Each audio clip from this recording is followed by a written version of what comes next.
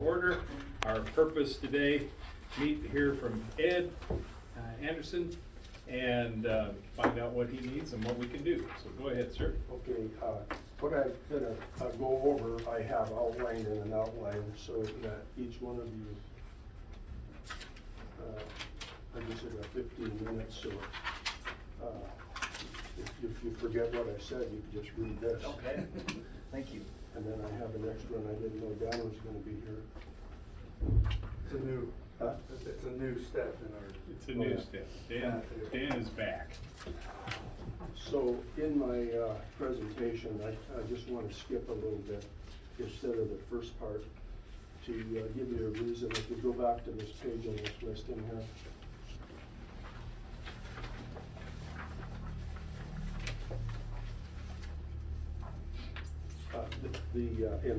By the way, Casey McKinney and Dana McKinney are my neighbors, and they have this property for sale. And they are aware that I'm discussing this. Okay. And then the listing agent here is Frank Durham, and he's my son-in-law, and he's aware. What I didn't want to have happen is something go on and they didn't know that I brought up what I was gonna bring up. Okay. So, a little bit of a brief history. I'm a real estate broker, and I'm licensed in Montana, Idaho, Washington. And I started my real estate business in 1973, so I hit 50 years. And I've specialized in those 50 years in land. And I lived in Spokane in 78, then I moved 20 years ago to Bear Creek in Snake Pit, by the Snake Pit. The other thing that I am aware of and kind of a semi-expert on is property taxes. And I was appointed by the Spokane County Commissioners to be on their Board of Equalization, and I was on there for 9 years. Oh. So I understand property taxes fairly well. But, so getting back to the reason why I come here, this listing is 35 acres, that's about 1/8 of a mile from my place.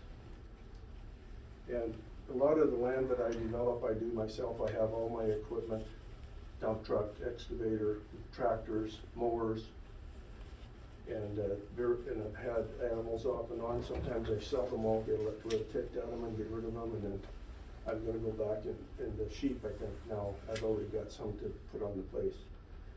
But on this 35 acres, it's a mile long up Bear Creek. And what I was thinking about doing, Casey and Dana split their property in two, his property and hers, so this is his wife Dana has this 30. So I thought what I would do is maybe try to buy this property and then make it into 3 10-acre parcels and then fence the grazing area and put some of my livestock in there. Then in the meantime, I would park it out, because that's what I do with property. And get it looking good. And then ultimately, my goal was to sell 2 of those 20s as the market changes. Right now it's in the pits. And my profit would be I'd keep the 10 closest to my place. So I hadn't done this for a while, and then I went and talked to one of the planning ladies, and after I'd have to go do septic stuff for the Panhandle Health, fish and game stuff, this stuff, that stuff. I said, to hell with it, it ain't worth it. And in this property, what Dana's gonna have, she has it at $499. If this property would have been on the market 2 to 3 months prior to when she put it on, it would have sold in 2 to 3 days. Then the bubble busted on real estate. And now I don't know what she will get out of it, but it's gonna probably be, I don't know, I'm just guessing, half of that. If this could be arranged in the way I wanted it to be, somehow or another the property could be increased in value. And what I'm saying here is, when I learned about the new subdivision stuff, I learned that Shoshone County is kind of hinging on Kootenai County. And as far as I'm concerned, I'd rather buy land in Russia than Kootenai County. It's just overreach regulations. And I developed, and I just was adding it up in my head, and I quickly went to 10,000 acres that I've subdivided in my time. And what can happen is, if the regulations get too tight, things just come to a screeching halt.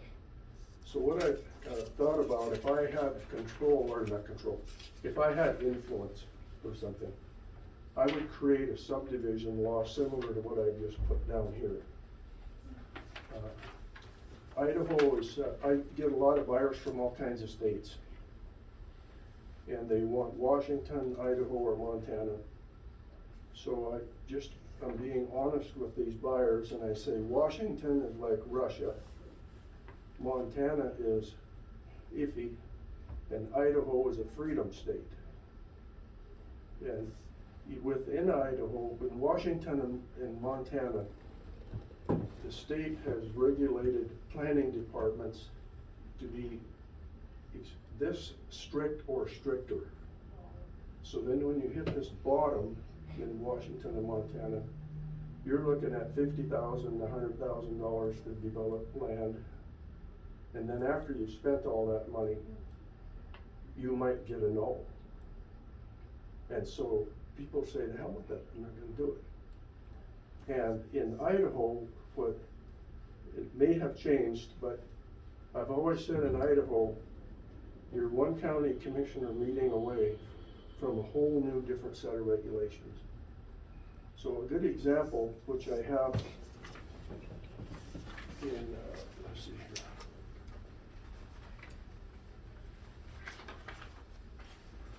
When I talk about Bumblebee Nursery, okay. Line 82 on that. I don't think Dan was planning director then, were you, and Bumblebee and Willow Creek got subdivided? Just before my time. I had sold these two properties to a guy from Hawaii, Dan Bolton. And they had a county commissioner meeting. Chris Fall was the chairman of the planning board in a silver. And Chris gave me a call and said, hey Ed, we just loosened up the regulations for subdivision. So I said to Dan, if you get on, this ain't gonna last very long. But all you had to do during that time was get a surveyor and make all kinds of lots. So they made Bumblebee, which is 300 acres, and I was a real estate agent that sold it to him, into 46 lots just like that. Just a surveyor, no nothing. And I sold it down at 300 acres on Willow Creek up by Mullen. And so he made that into 36 lots, just like that. And so that was a little bit too easy. I wouldn't recommend that. And so now they're sitting there, well then I do a lot of private lending.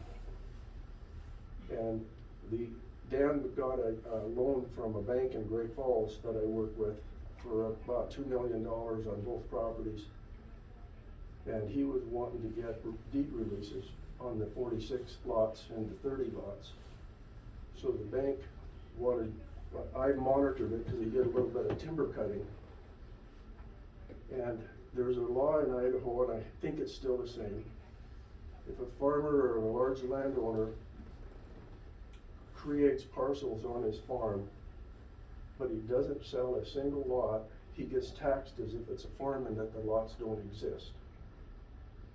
So once the farmer sells the first lot, so in the case of Bumblebee, what I told Global Financial is if you let Dan sell one lot off of Bumblebee, the property taxes are gonna go from $5,000 a year to $60,000 a year. Because you can't get away from it anymore. You got the, and so what, in the essence of what I was thinking in this new, in my dream world, is you have very simple rules that are easy to follow, that aren't due to subjective different opinions. But if you wanted to do it quick, then you could pay $10,000 per lot to the county for the fast way, right up front. Back to Dana's property here, if you said to me, we'll let you have it into 3 parcels, I'd say, Dana, where do you want the 30, or not you guys, where do you want your $30,000 check payable to? Just like that. And the other thing that over the past years at Bear Creek, the reason I got that land so cheap up there where Casey is, you guys know where it is the Panhandle Health had a health inspector that a lot of people said if they ever caught him alone, they was gonna kill him. And he turned down all kinds of septic approvals, just blanket. He said, Bear Creek, you can't have a septic tank up there. So in order to, probably, I'm being a little bit facetious, but in order to save this guy's life, they put him in another department and they hired a new health inspector. Next thing I hear, and I already bought this, and they said, you'll never get it. I said, I don't care, I want to have my horses on there. Right where the other guy turned down one, the new guy approved it. So lights started to come on in my head, so I went and got a hold of Chris Fall and made lots, and I put 7 septic systems in. And then I drilled 2 or 3 wells, so what you have is these ebbs and tides of things.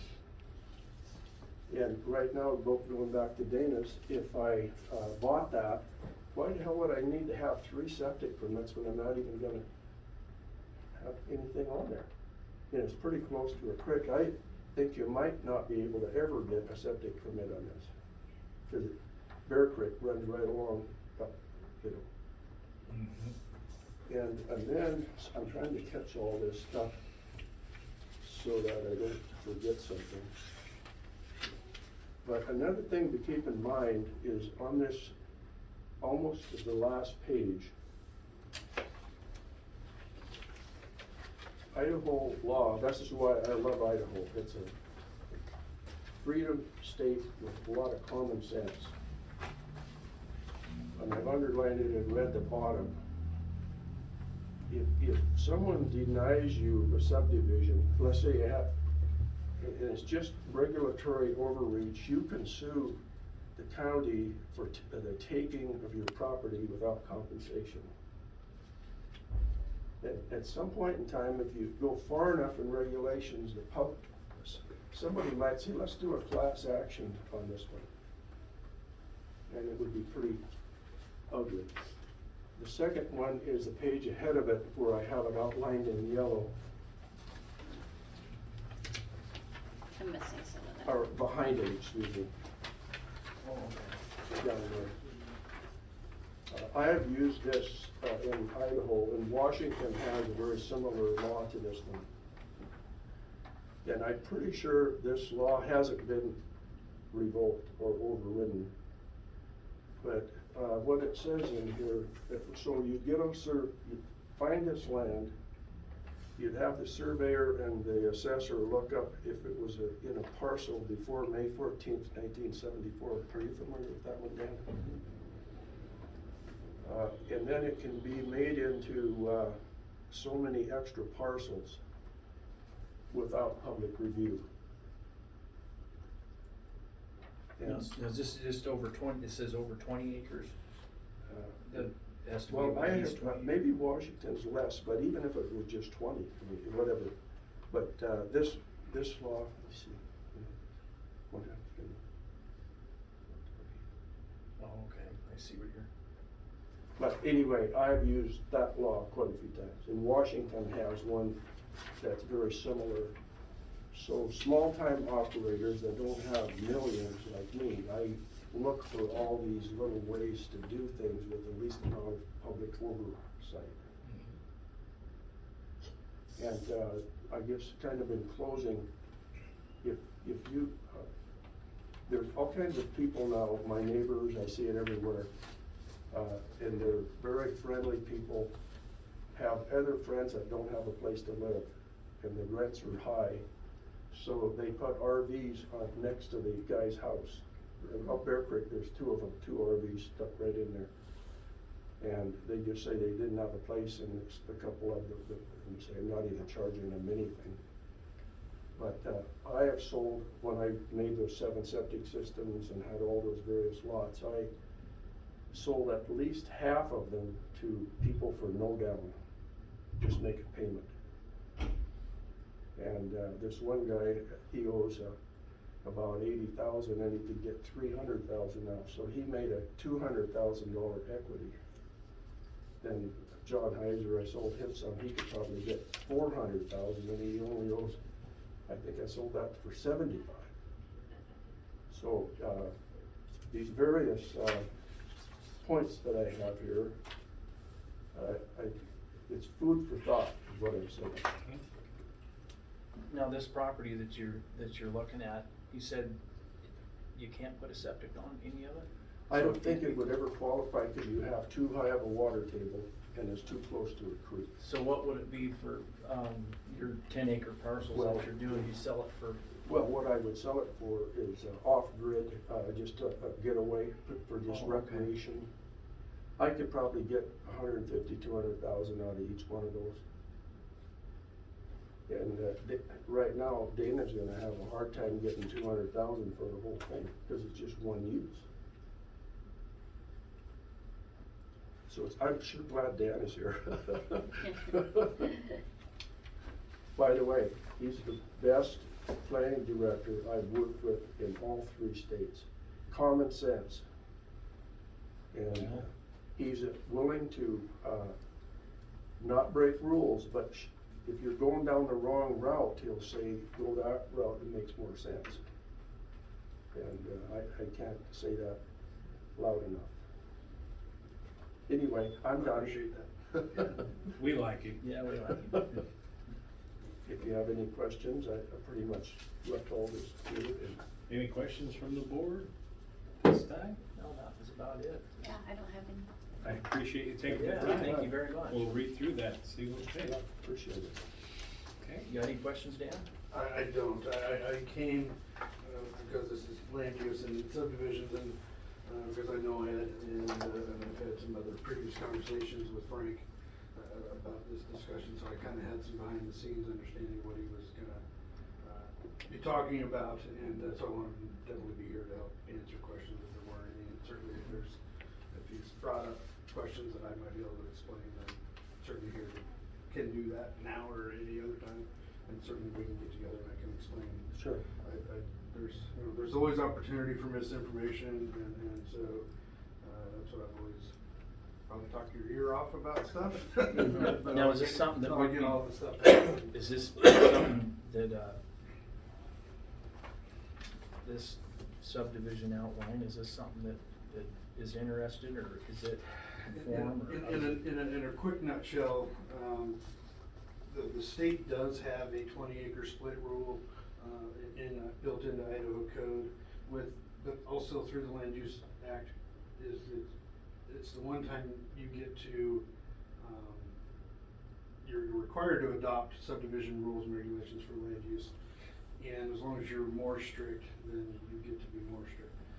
Kootenai County has a free split rule that allows you 3 splits of property at the 20 acres, going back to the 1974 date. You look at your acreage, and once that original property's been split up 3 times, then you're done. You go through the subdivision processes. Shoshone County's never had that included in their subdivision ordinance. When we readopted the new revised ordinance back in 2009, there is a section in there of exemptions that allow you to do different types of subdividing of land that doesn't meet the definition of a subdivision. And so if you can meet those requirements and meet those exemptions, then you can divide that. Prior to that, we had a ordinance that was called the large parcel ordinance, and it was a separate ordinance in the subdivision that allowed for the 10-acre splits. And this was also at a time when he was talking about these other subdivisions that were just allowed to happen. Through Idaho code, you were allowed to just record a plat, and there was no public oversight for those acreages that were larger than 10 acres. That's obviously been taken out of Idaho code and changed because it created so many subdivisions that there was no agency oversight, and so they created those issues with appropriate septic access and water and those kinds of things. And so we changed that ordinance to include one of the exemptions to the 10-acre rule. When we did that, we left the caveat in there of 9 lots, up to 9 lots.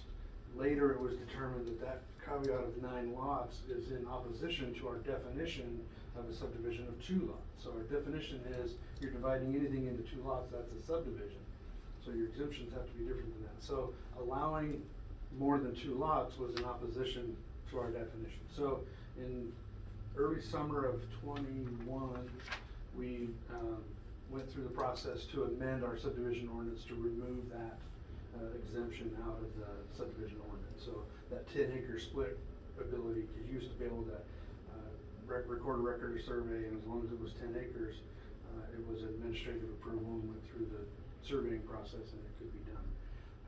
We ran into some trouble with that, people taking 6, 7, 8 lots, and it was too many. It was, and we didn't have the oversight.